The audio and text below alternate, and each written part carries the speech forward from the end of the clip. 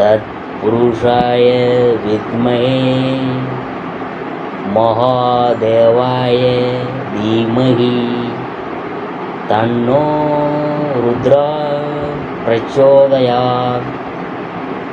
அனைத்து நண்பர்களுக்கும் பிறைசூடன் சார்பாக அன்பான வணக்கங்கள். இந்த வீடியோ பிடித்திருந்தால் லைக் பண்ணுங்கள், ஷேர் பண்ணுங்கள், கமெண்ட் பண்ணுங்கள், மறக்காமல் சப்ஸ்கிரைப் பண்ணுங்கள். வாங்க வீடியோவை பார்ப்போம். 2025ஆம் ஆண்டு இந்த வருஷம் பிறக்க போகுது. ஜனவரி மாதம் முதல் மாதமும் தொடங்கும். எல்லோருக்கும் இந்த வருஷமும் இந்த மாதமும் ரொம்ப அமோகமாக சிறப்பாக இருக்க வாழ்த்துக்களை தெரிவித்துக் கொள்கிறோம். அதாவது 2025ஆம் ஆண்டு ஜனவரி மாதத்தில் கிரக பயிற்சி அதெல்லாம் எப்படி இருக்குன்னு பார்க்கும்பொழுது, சூரியன் பயிற்சி 2025 ஜனவரி 14ஆம் தேதி மகர ராசியில் சூரியன் பயிற்சி நடக்குது. அடுத்தது புதன் பயிற்சி 2025 ஜனவரி 4ஆம் தேதி தனுசு ராசியிலும், ஜனவரி 24ஆம் தேதி மகர ராசியிலும் புதன் நுழைகிறாரு. அடுத்தபடியாக நான் பார்க்க போகிறது செவ்வாய் பயிற்சி. ஜனவரி 21ஆம் தேதி மிதுன ராசியில் செவ்வாய் பயிற்சி நிகழுது. அடுத்தபடியாக நான் பார்க்க போகிறது சுக்கிரன் பயிற்சி. 2025ஆம் ஆண்டு ஜனவரி 27ஆம் தேதி மீன ராசியில் சுக்கிரன் நுழைகிறாரு. அந்த மாதத்தில் அதிசயமான யோகங்கள் என்னன்னு பார்க்கும்பொழுது, புத ஆதித்ய ராஜயோகம், மகர ராசியில் சூரியன் மற்றும் புதன் இணையிறதுனால அமோக பலன்கள்லாம் கிடைக்கும். அடுத்தபடியாக ராகு சுக்கிரன் சேர்க்கை, அதை பற்றி பார்க்கும்பொழுது மீன ராசியில் ராகுவுடன் சுக்கிரன் இணைவதால் சிலருக்கு அதிர்ஷ்டமான காலமாக இருக்கும். அடுத்தது திரிகிரகி யோகம். 2025 ஜனவரி 28ஆம் தேதி சூரியன், சந்திரன் மற்றும் புதன் மகர ராசியில் இணைவதால் உண்டாகும் யோகம்தான் இந்த திரிகிர யோகம். இந்த ஜனவரி மாதத்தில் சனி கும்பராசியிலும், ராகு மீன ராசியிலும், கேது கன்னி ராசியிலும் இருப்பாங்க.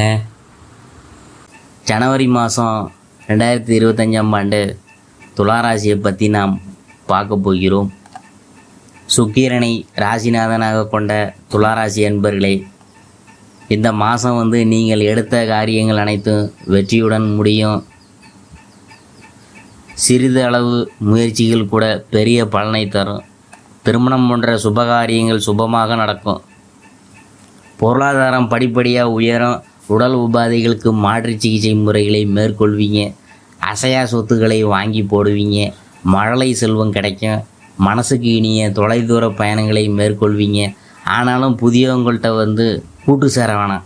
மேலும் உற்றார் உறவினர்கள் மற்றும் நண்பர்கள்ட்ட உங்கள் ரகசியங்களை பகிர்ந்து கொள்ள வேணாம். மற்றபடி சமுதாயத்தில் புகழ்பெற்ற பதவிகள் உங்களை தேடி வரப்போகுதுங்க. உங்களின் அந்தஸ்தும் உயரும். சகோதர சகோதரிகள்கிட்ட விட்டு கொடுத்து போகணுங்க. அப்போ தான் உங்கள் காரியங்களை நீங்கள் சாதித்து கொள்ள முடியும். அனாவசிய செலவுகளுக்காக கடன் வாங்க வேணாம். வரவுக்கு தகுந்த செலவுகளை செய்யணும். மேலும் மனதில் எதையோ இழந்து விட்டது போன்ற ஒரு உணர்வுலாம் தோன்றுமுங்க. அடுத்தபடியாக நம் குடும்பத்தை பற்றி நாம் பார்க்கும்பொழுது, குடும்பத்தை விட்டு பிரிந்திருந்த உறவினர்கள் மறுபடியும் ஒன்று சேருவாங்க. வருமானம் படிப்படியாக உயரப்போகுதுங்க. பழைய கடன்களை திருப்பி செலுத்துவீங்க. கடினமான உழைப்பை மேற்கொள்வீங்க. உங்களின் போட்டியாளர்களை திடமான நம்பிக்கையுடன் வெற்றி கொள்வீங்க. அதாவது நூதனமாக தொழிலில் ஈடுபட்டு வெற்றி வகை சூடுவீங்க. உங்களின் செயல்களில் வேகத்துடன் விவேகத்தை கூட்டிக் கொள்வீங்க. உங்களுக்கென்று ஒரு தனி பாணியை வகுத்து கொள்வீங்க. உங்களுக்கு எதிராக தொடரப்பட்டிருந்த அவதூறு வழக்குகளை சம்பந்தப்பட்டவர்களே திரும்ப பெறுவாங்க. உங்களின் பழக்க வழக்கங்களில் புதிய அனுபவங்களை பெறுவீங்க. குடும்பத்தாருடன் இனிய சுற்றுலா சென்று வருவீங்க. நேரு வழியில் சிந்தித்து உங்களின் காரியங்களை வெற்றிகரமாக செய்து முடிப்பீங்க. அடுத்தது பொருளாதாரத்தை பற்றி நாம் பார்க்கும் பொழுது, சனி பகவானின் ஆதிக்கத்தினால் இதுவரையில் இருந்து வந்த பிரச்சனைகள் அகலும். சுப நிகழ்ச்சிகள் செய்யும் சூழ்நிலை உண்டாகும். அதற்கான செலவுகளை சமாளிக்கவும் முடியும். அடுத்தது ஆரோக்கியத்தை பற்றி நாம் பார்க்க போகிறோம். உடல்நிலையில் இருந்து வந்த கஷ்ட நிலையெல்லாம் மாறும். ஆரோக்கியத்திற்காக இதுவரை செய்து வந்த செலவுலாம் நீங்கும். அடுத்தது உத்தியோகஸ்தர்கள், அதை பற்றி பார்க்கும்பொழுது, உத்தியோகஸ்தர்கள் மேல் அதிகாரிகளின் நல்ல மதிப்பை பெறுவாங்க. கடின உழைப்பை தாரக மந்திரமாக கொண்டு உழைக்க வேணும். சக ஊழியர்களுடன் நல்ல முறையில் பேசி பழகணுங்க. சிலர் உங்களுடன் பகைமையை பாராட்டுவாங்க. ஆனாலும் வருமானத்திற்கு எதுவும் பஞ்சம் இருக்காது. அலுவலக ரீதியாக பயணங்களால் நல்ல அனுபவத்தை பெறுவீங்க.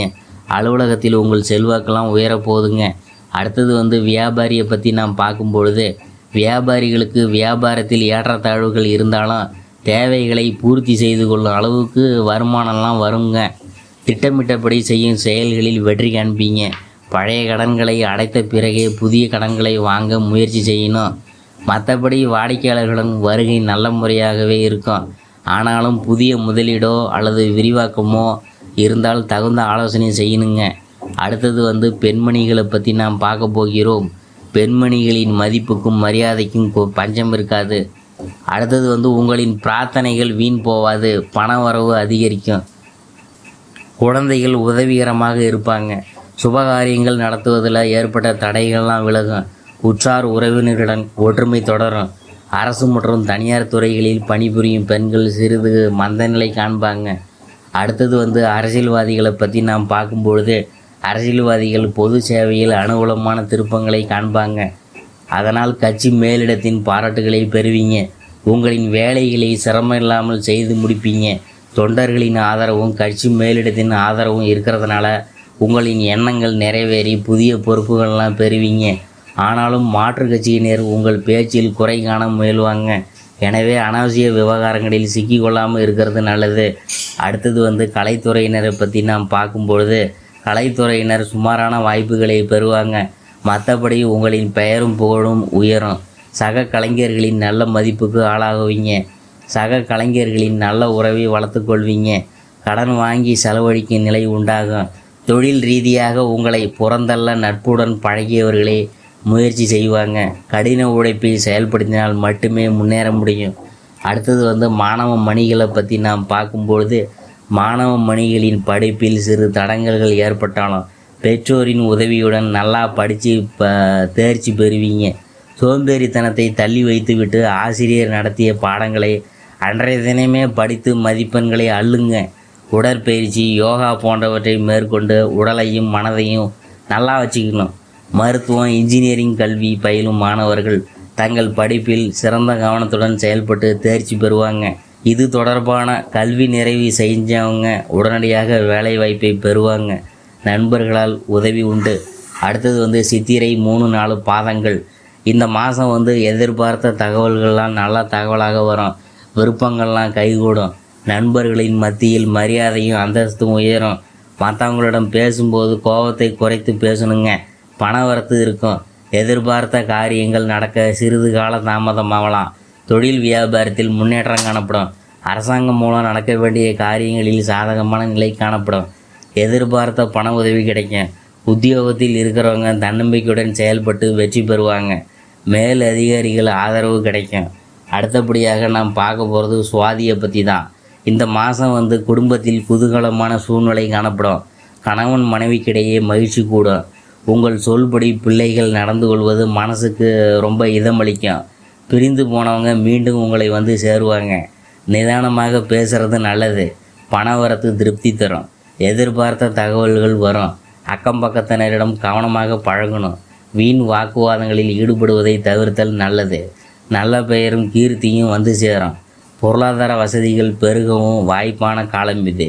சிலருக்கு புதிய சொத்துக்கள் வாங்கவும் பாக்கியமும் ஏற்படும். அடுத்தது விசாகம் 1, 2, 3 பாதங்கள்.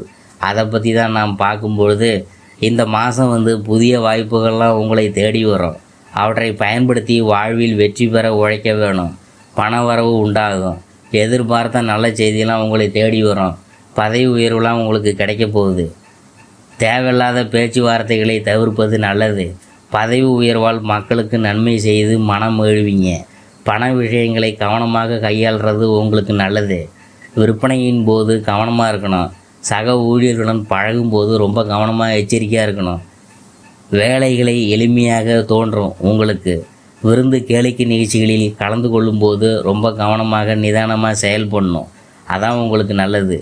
அடுத்தது பரிகாரம் என்னன்னு பார்க்கும்பொழுது, வெள்ளிக்கிழமை தோறும் அருகில் இருக்கும் அம்மன் கோயிலுக்கு சென்று 16 முறை வலம் வந்தீங்கன்னா உங்களுக்கு நல்லது நடக்கும். இந்த ஜனவரி மாதத்தில் 2025ஆம் ஆண்டு துளாராசியை பற்றி தான் நாம் பார்த்தோம்.